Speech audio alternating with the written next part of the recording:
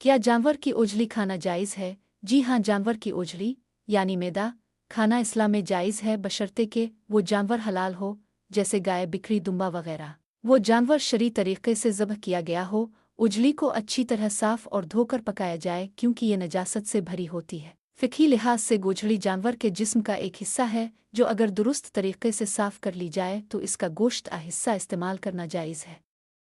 बाज़ लोग इसे ऊनाल उआ बंदी ओ भी कहते हैं और बहुत से इलाकों में ये पकाई जाती है, मसलन उपाय उआ ओजली गोश्त। एहतियात: नजासत से भरी होने की वजह से इसे बगैर सफाई के खाना मकरूह तिब्बी लिहाज से नुकसानदेह हो सकता है, इसलिए अच्छी तरह सफाई ज़रूरी है।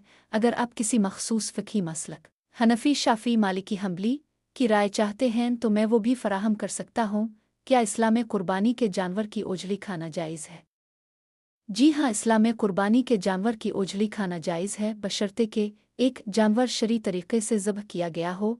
कुर्बानी के जानवर को अगर इस्लामी उसूलों के मुताबिक ज़ब्ह किया गया है, जैसे ईद उल अज़हा पर कुर्बानी के वक्त, तो इसका गोश्त और जिस्म के दूसरे हलाल हिस्से इंक्लूडिंग ओजली जायज़ हैं। 2. ओजली को अच्छी तरह साफ़ किया जाए। ओजली यानी मैदा आंतें चूँकि नजासत से भरी होती हैं, इसलिए इसे अच्छी तरह धोना, साफ़ करना और पकाने से पहले नजासत को मुकम्मल तौर पर दूर करना ज़रूरी है।